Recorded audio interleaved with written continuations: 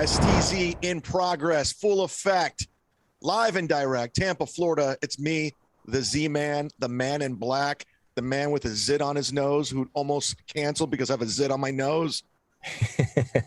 Damn it. Post-birthday, I'm coming at you with my man Tyler, who's out in the car again. How's it going, Tyler? Sure am. I'm good. It's a little rainy. Today, or else I'd probably be in the backyard. Does your wife say, go to the car? I mean, no, but I think like she'd be in the background, just like a lot of like eye rolls and shit, you know? So this is the better option. This is the better option, just so you don't have to deal with the eye rolls? Exactly. That's great. I'm getting that. Okay, I want to start the program off. We're going in 2022. I got a list of goals. I told you I'm going to clean it up, get my life in order. But more importantly, as of today's December 28th. It's a Tuesday. COVID's officially done. It's over. I ended it. You ended it. I just decided it's over. Like, let's all collectively come together and say it's over. Let's move on. Let's go back to normal. Why can't we do that? Why can't That'd we be all awesome. Just say, hey, you know what? Let's just go back to normal. Well, let's just stop this. I feel like if they were smart, right? Like what they're doing with COVID now with the news, I think is just, they just want more bad news because people freak out and people tune in to hear what the bad news is. But I think it would be equally as good at this point if they would just be like, hey, this new variant, like it's getting weaker. This is a great sign. And I think people would be like, oh, fucking finally. But it's not happening. And I just found out yesterday that I do have to get a booster when I go to LA. Oh, my goodness. It's not LA's law yet. It's just has to do with the NFL. So anything NFL related, you're gonna have to have the booster now. It's maddening. It's out of control. It is. And I don't understand how people can't see through this. Like, I don't understand how people are actually buying into it and they're blinded by it. And I don't know. I wish I had that. I wish I could just like be dumb and jump in the herd, but I can't. It's driving me insane. Yeah. Well, luckily I am dumb, so it's easier. I am jealous of people who are like just oblivious to like life though. Like people who just don't worry at all. Like they don't see the bad problems coming. I wish that I had that too, because I don't have that. I've never gotten that far. But growing up, I was someone, my mom used to like take me to those like at the doctor's office, like opt into these like pretty much like I'm a fucking test dummy, and they like put a shot in like my left arm and a shot in my right arm, and that send me home with a journal, and I had to write about side effects and shit. So my mom put me through that when I was like 7 or 8. So now I'm just like, maybe I'm a cockroach. I'm just like, the thing with the booster for me is like, all I've heard was like, oh yeah, the next day you're just like fucked, you're just out of it and all that. And that's what I don't want to go through. As much as I don't want to get COVID, I also don't want to like willingly be sick for a full day, if not 2 days, 3 days, who knows? Yeah, and I've never gotten a flu shot, and one of the reasons why is because people have told me they felt like shit the next day, and it's not. I'm not interested in it. Mm-hmm. I'm not, and I see, and everyone in my life, no one's dying in my life right now. Like everyone that's got COVID, they felt like shit for like 24 hours, and then they were fine. So what are we doing? Especially now with this new variant, it's getting weaker. It's a good thing. Like, if there was one to catch, I feel like this is it so far. Yeah. And the one after is going to be even more weaker. And we're going to have to get another shot. It's out of control. Probably. Like, did you see what's going on in fucking New York right now? Did you see this video? No, I was waiting for you to show me this, man. Here, we'll pull it up on the screen here. But so is this? This is a 5-year-old kid and his mother in a pizza shop. In a pizza shop? Yeah, they're telling them to leave because they don't have their vaccine cards, and the kid's like obviously upset, and there's 5 cops like surrounding this kid, like NYPD officers. I mean, it's just like, or they're gonna get arrested. because if they don't leave. And charge the mom with traumatizing a child. What would it be? You know, you have to have like the person come to your house, all that shit, like the child support person or whatever the fuck it's called. I don't know. Child services. Yeah. But it's just like there's so much crime going on in New York right now, and this is what they're doing. I mean, the crime is running rampant. I didn't know till yesterday when I saw a commercial that they're trying to get now as young as 5-year-olds the vaccine shot. I didn't know that until yesterday. I was like, holy shit, like already? I mean, it's so scary. Like how did this become a law? Like it's like we're giving up our freedoms for this. This is crazy. The mask mandates and everything. Well, that's what I mean. It is a little bit of giving up your freedom. Not really a little bit, a lot of it. And you know, if you want to go all conspiracy theory, you just kind of wonder, is this just like now like testing the waters of how much they can control us a little bit, right? Oh, 100%. And I hope the Patreon jumps up because we're talking conspiracy now. Right. But no, 100% they're testing it. They're pushing it, and they're going to try to milk it for everything it's worth, and then they're going to come up with another plan. It's weird that we're living through it, and I'm just like I don't know, man. I don't like it. I don't like what's going on, and I'm sorry. Listen, some people get upset we talk COVID. We have to. It's our lives. It's nonstop. It's nonstop. Yeah. So, and I understand people don't want to talk about it. I don't want to talk about it, but it's something we're dealing with. It's affected my life. I used to go to New York 6 times a year. I lived there for 7 with Gino Bisconte, and I was going to move there. Now I don't know if I'll ever go back to New York. I used to perform at Caroline's. I used to perform at Gotham. I used to perform at the Stand. I don't think I'm ever going to do it again because of what's going on. Not until they, you know, loosen up their grip here, because this is, I don't know. I mean, they're ruining their own finances by continuing to do this. That's what I don't understand. Yeah, you're literally shooting yourself in the foot. Like New York, I don't get it. Yeah, you're ruining your revenue streams. Like you have to have a vaccine to get into a restaurant. There's no Broadway. I saw Apple close all its stores in New York because of the COVID scare. It's just like, what are we doing? And we're just letting it happen. People are just going, all right, well, I guess we won't go to Apple anymore. Right. Well, and you know who benefits from all of it though the most? Who? Bezos and Amazon and anyone who's gonna, you know, send shit straight to your door. So maybe that's why. Maybe Bezos is behind this. Let's go full on conspiracy. Let's go full on Tim Dillon. Let's go full on Sam Tripoli tinfoil hat. Bezos is behind COVID. Let's get Bezos' ex-wife on the podcast. She left for a reason. Let's get her on the horn. She found out he's a lizard person. Yeah. So anyways, let's switch gears here. I don't know if you know this, Tyler. First of all, thanks to everyone that came out to Port Charlotte, West Palm Beach. I had a blast doing stand-up comedy. Every show was fucking great. You always had the one stinker, the one, that sucked. Every show was great because now we're free in Florida and people don't give a shit. And numbers are down, right? Yeah. Numbers? New York's crazy. They're doing the mandates and all this, and we're just living our lives, and numbers are down. So that's another thing. Like, what are we looking at? Like, what's the problem here? That'll be the new small talk. You know how people now, when they don't know what to say, they're just like, great weather we're having. Now it's just going to be like, COVID numbers are down today. Yeah. Every time I would bring up COVID or something on stage, like I say, like how Florida doesn't believe in COVID, I get applause breaks. I was like, Jesus.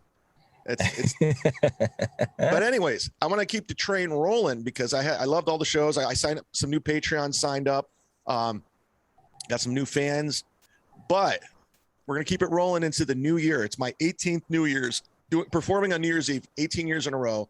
I'm bringing it home at Tampa Side Splitters. I'm opening for my buddy, Brent ERNST. You familiar with Brent? Oh yeah, definitely. And I've known Brent pretty much my whole fucking career. But more importantly, on December 31st, New Year's Eve, fucking Cobra Kai season 4 drops and Brent's in it. Have you watched Cobra Kai at all? Yeah. So I didn't watch it when it first came out. I was all over it when it was on YouTube. I was never, well, a lot of people were, but I was never like a big, like I didn't watch all the old movies, right? So like I was like, I might just be lost on it. And then eventually I kind of ran out of shit to watch, and I was like, oh, I'll give it a try. And I binge watched all 3 seasons. Really? You were into it? Oh yeah, dude. It's just so cool. And but you weren't familiar with the background. You didn't watch Karate Kid? No, like maybe once, but like I didn't retain it. So I was like, I understand. I know like some of the shit. Like at that time, I was like, I know wax on and wax off, right? Yeah. But that was about it. And but Terry Silver, this guy's from Karate Kid 3. He was a badass. Mm-hmm. And but this whole season, this whole series does a great job reconnecting the past with the current. So I was like, oh, okay, yeah, I do. Okay, I get that, you know? Yeah, no, I was a huge Karate Kid fan because I was growing up. I think it came out in '84, if I'm not mistaken. And then as a child, it was always on HBO, like nonstop. So I would watch it over and over and over because it was just on. So I fell in love with the Karate Kid. It was like my favorite movie. And then when they reunited, when they brought Cobra Kai back and the way they incorporated it, it was fucking brilliant. It was genius. And then I find out fucking Brian Ernst, my buddy's in it. He tells me, dude, he goes, dude, I'm in the new Cobra Kai series. I go, what? He goes, yeah, I play a LaRusso. I go, what? He goes, I'm Ralph Macchio's cousin. I go, that's fucking crazy. That's insane. Cause he grew up watching it too. You know, he's an Italian kid from Jersey, single mom. So like, he's just like, I can't believe I'm a part of this thing.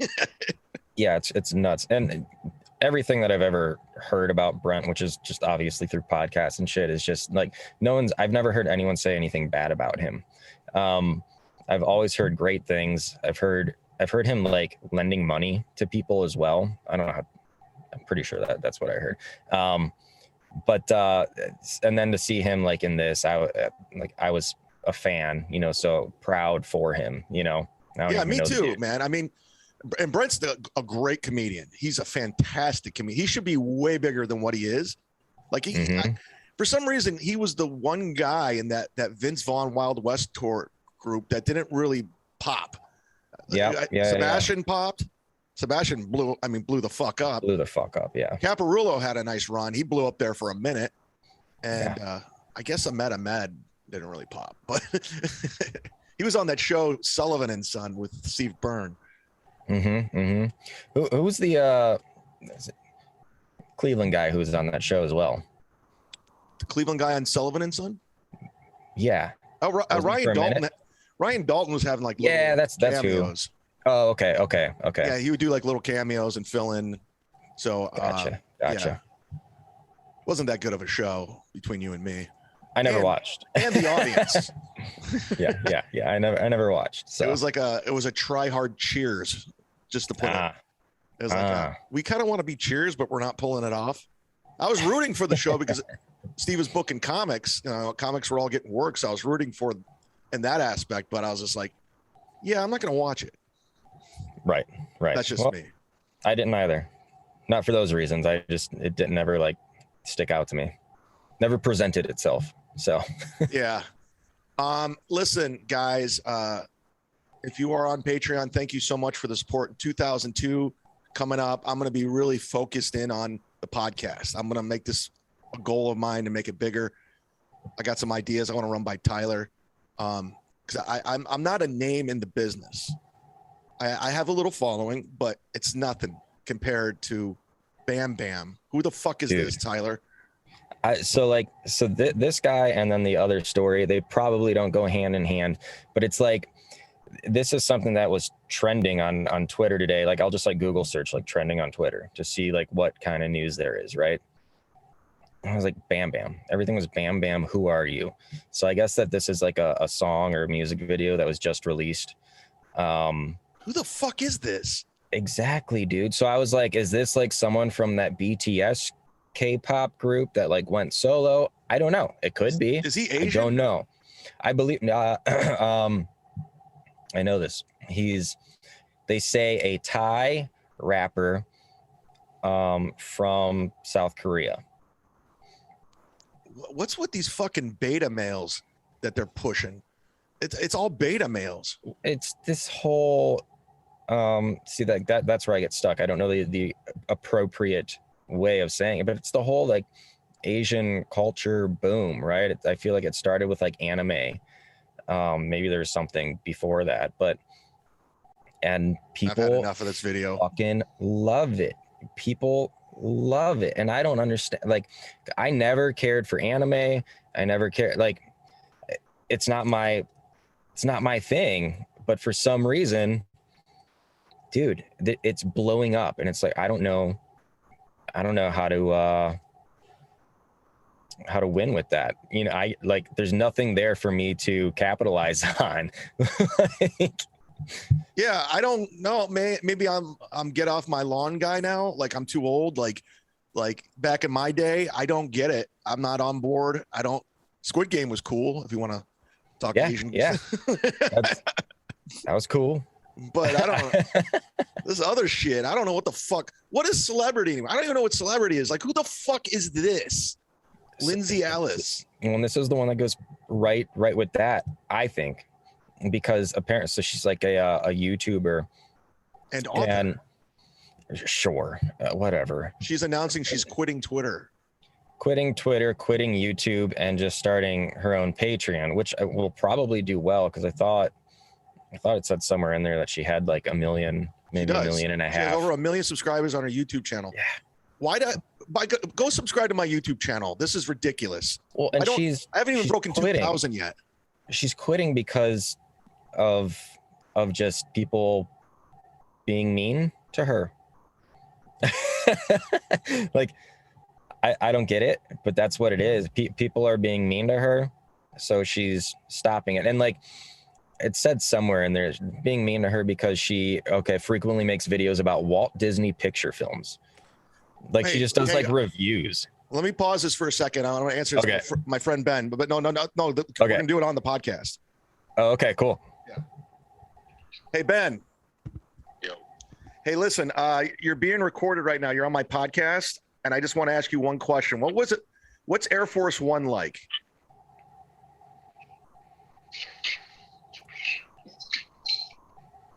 Hello?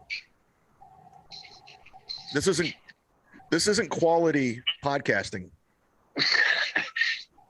I just got home from the gym. Call me back later and we can talk about it. Just tell me, just give me, what's it like being on Air Force One?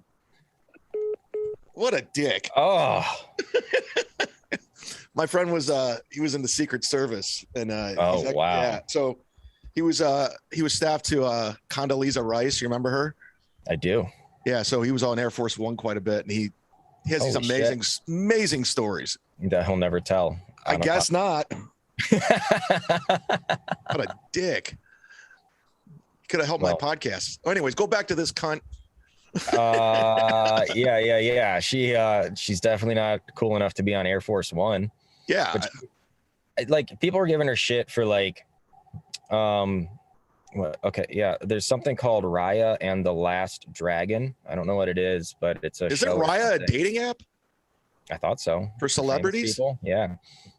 And she like compared it to Avatar: The Last Airbender, and people got on her for that. And I don't know what any of that means.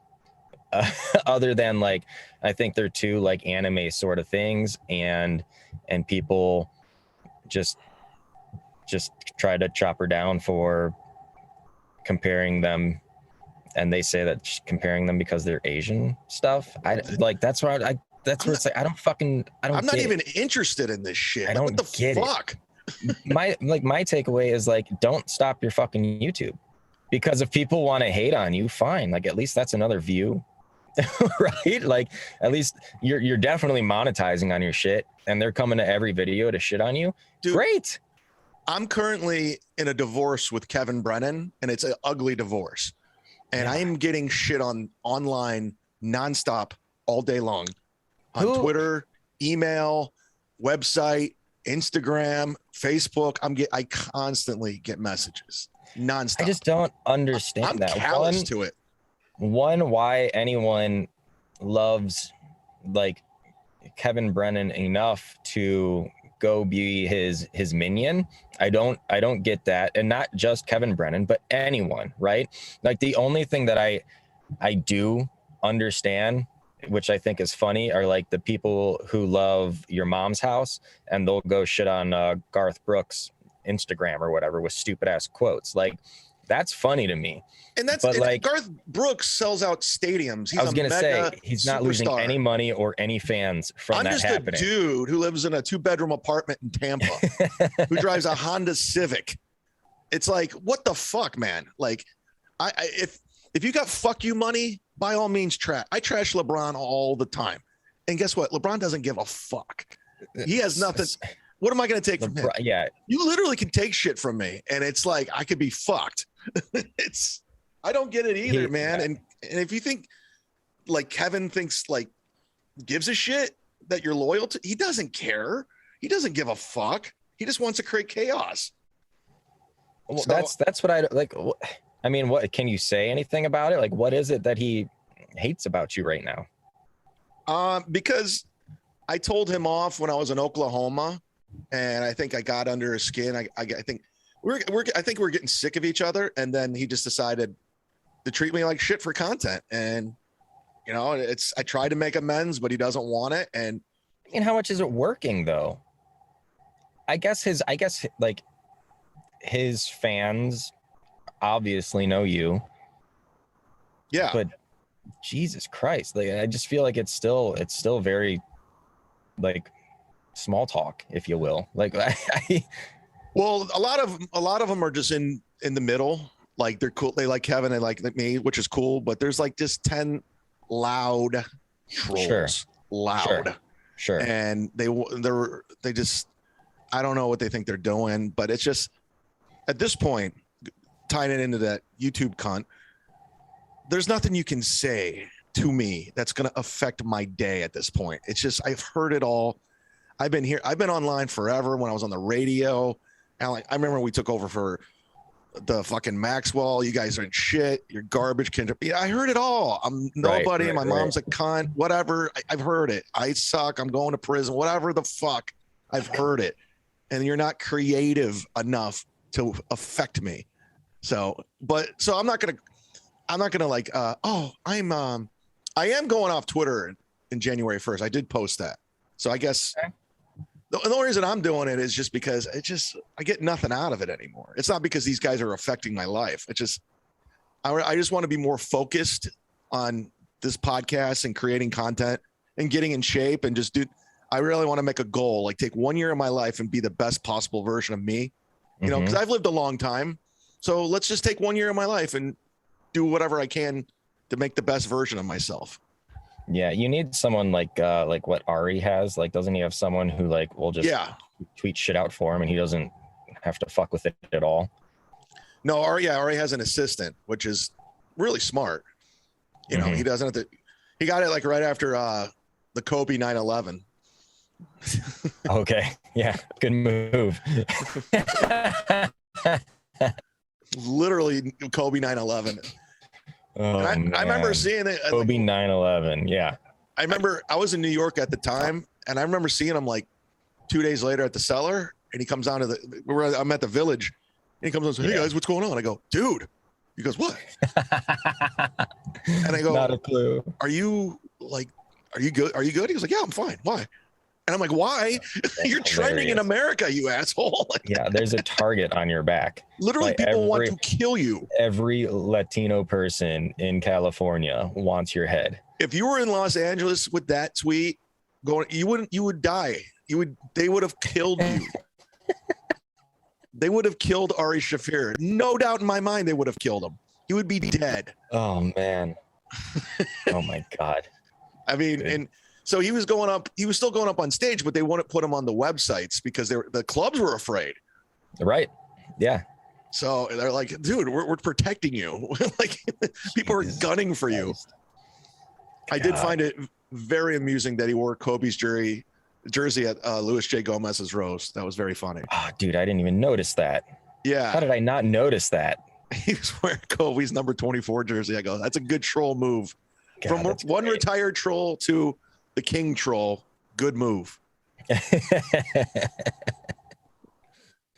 Yeah, but Did you? This is off topic. It's just comedy related, but I think it was maybe Theo Vaughn's podcast. Nick Swartzen was on it. yeah, no, I saw that. That was like back from Key West, I guess.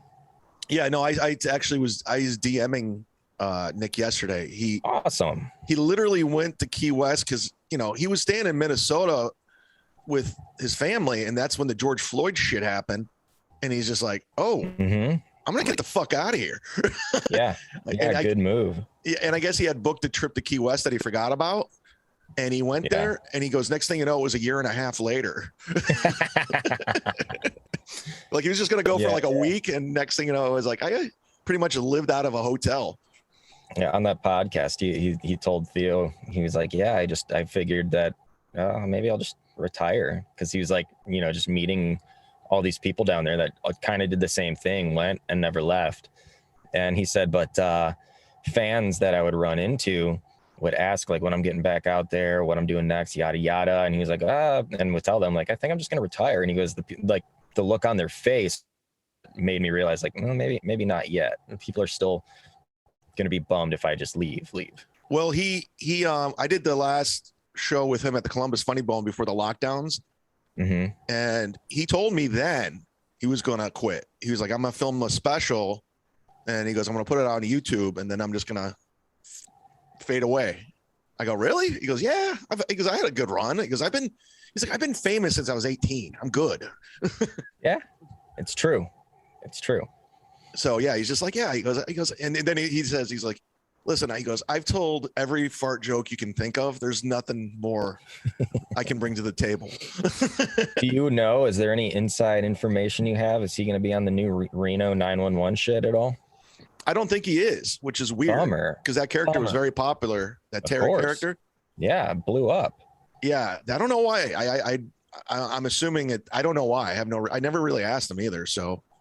Yeah, because they went on like a cruise ship or whatever. I was like, oh my God, he's gonna like just be there in his Speedo, Well, because they rebooted the series and he wasn't in the new series, so I don't know.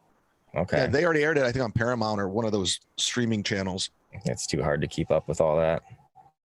Gino wants to know. Oh, sorry, I just got a text. Oh yeah, sign up to our football show. Gino Bisconte will be on tomorrow, so. That's an exclusive. How's that going? Have you been putting in any bets? Well, that's another thing. That's where we had a football pool going with Kevin Brennan, and then he quit the football show and just took the pool that was supposed to be a part of the show, and he just does it on Twitter now.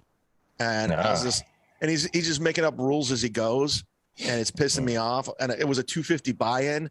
Yeah. And he bullied me out of the pool saying I didn't pay. And he made this conflict happen with one of the Patreon Sark, and I just told him refund everyone's fucking money at this point. Now he's saying he's taking a percentage off the top, and I'm like, he just destroyed it and ruined it. Yeah. So, anyways, yeah, but we're still doing it because we're having fun. We're doing like the spreads ourselves and having fun with it. Of course. Yeah. So I was like, and actually, we get to talk now. Before we didn't. Kevin would just rant, and we'd have to sit there, and we had to like try to get in there between breaths, and that was always very difficult. So that's what's going on. Who's the best football mind, gambler football mind so far on there? Ken Mosca's pretty solid. He's pretty solid. Tony has great analysis, but he's terrible at the picks. Okay. And then we'll have a rotating guest like come in. People that are in the football pool. Like Florentine, Bob Levy, Gino's on a lot. But yeah. I listened to one episode a couple of weeks ago, and Tony seemed to have like all these historical stats and players that he knew. It was like kind of blew me away. Oh, he's like 33, and he's one of the smartest 33-year-olds I've ever met in my life. I love the kid. I liked him from the get-go when he was because he does stand up, but he doesn't really pursue it. He's more of a radio guy.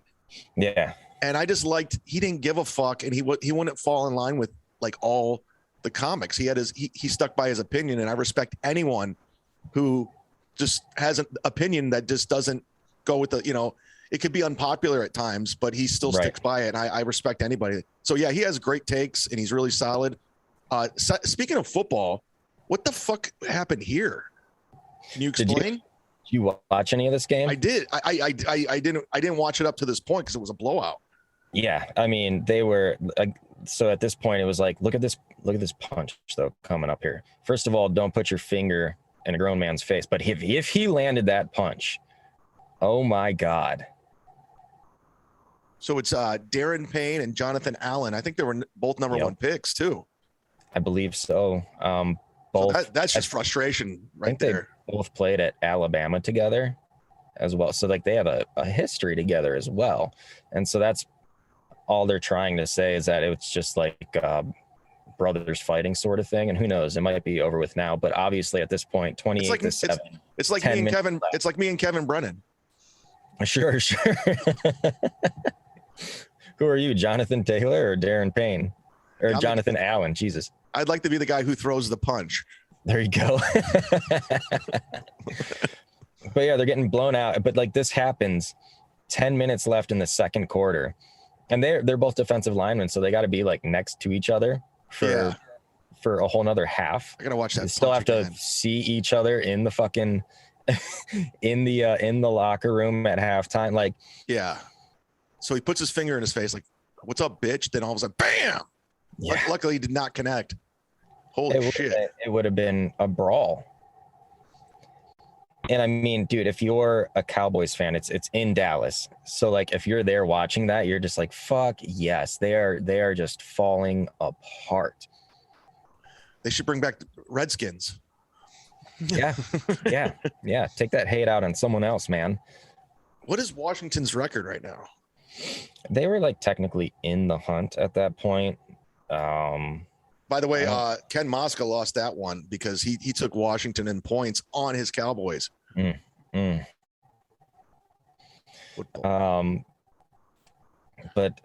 they're 6-9 now. 6-9, yeah, they're out. Cleveland's done.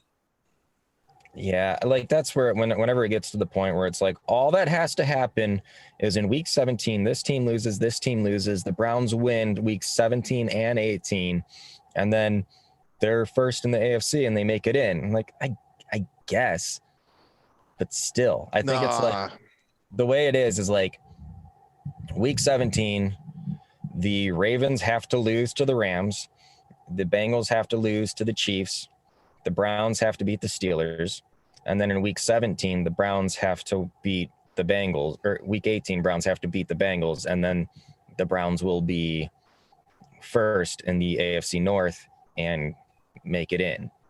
I mean, that'd be fucking great. I would love that, but I just don't see it happening. I think the next game they play is January 3rd against the Steelers. Correct. And that's like the unfortunate thing is I think like how it would play out or will play out is that the Ravens will lose to the Rams, the Bengals will lose to the Chiefs, and then we'll fuck it up and we'll lose to the Steelers somehow. Do you still believe in Baker? I don't. Yeah, I mean, he pretty much lost everyone, man. Like everyone, even his biggest supporters are turning on him at this point.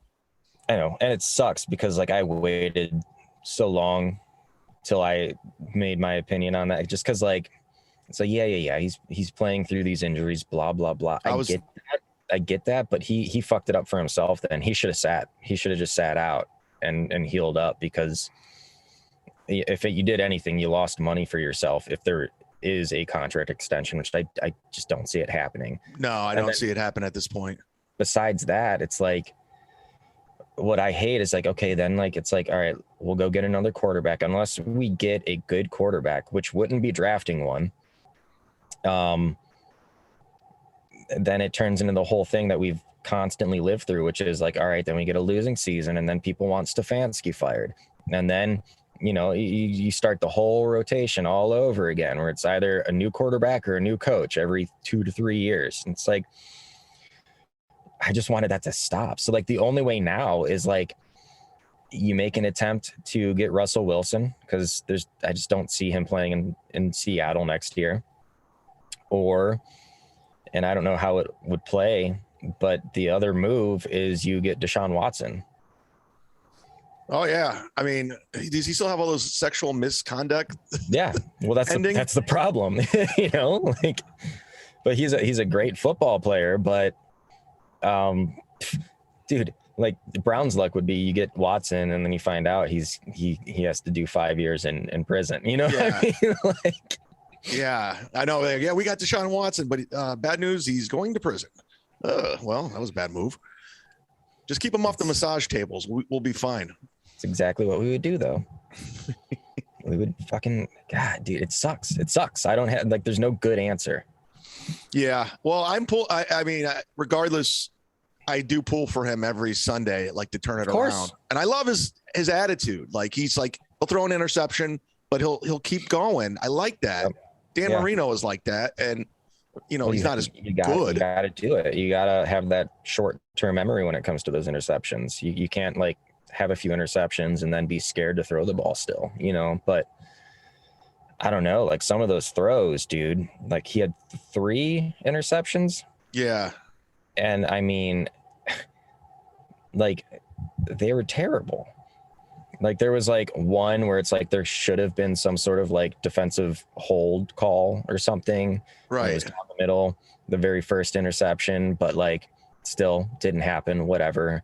The other one was just a terrible throw. He overthrew Jarvis, I think, and it just went straight into the other guy's hands. And that's where it's like, again, Baker's first couple years, his accuracy wasn't that bad. I think that shitty accuracy, look at that. I think that shitty accuracy has to do with that shoulder. I know it's not his throwing shoulder, but he still needs it for some sort of balance, I would assume. And it's just not helping, and it sucks. Yeah. So I don't know. I feel like that's that, but I don't know the answer moving forward. Like the dark horse is that you do keep him. You sign him for like another 1 year. You hear everyone get pissed about it, and then he ends up being awesome somehow. But I just I just don't see that happening next year. Yeah. I guess, you know, we'll see how it plays out. But thanks everybody for listening to the podcast. You can watch it on Patreon. I'm going to start putting them out for free, the audio version, every Wednesday in 2002.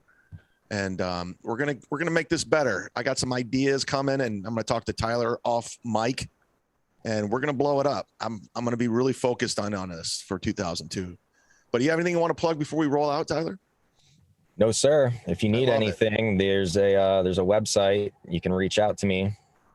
And if you know, that's about it. If you want to do your own, if you're in the Cincinnati area and you want a podcast, I'll do it. I won't even have to be on it. There it is. and yeah, any sort of like design work, basic 2D animation shit, After Effects stuff, whatever. Hit up Tyler. He does a great job, guys. He's the reason why I'm doing this podcast, and we will bring you. We'll keep bringing you the heat. The heat. I don't know how to wrap fucking podcast up. Sound like an idiot.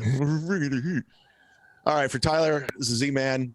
I will. Thanks for all the birthday messages and Venmos, and I appreciate it sincerely. And I will talk to you next Wednesday. That's a wrap.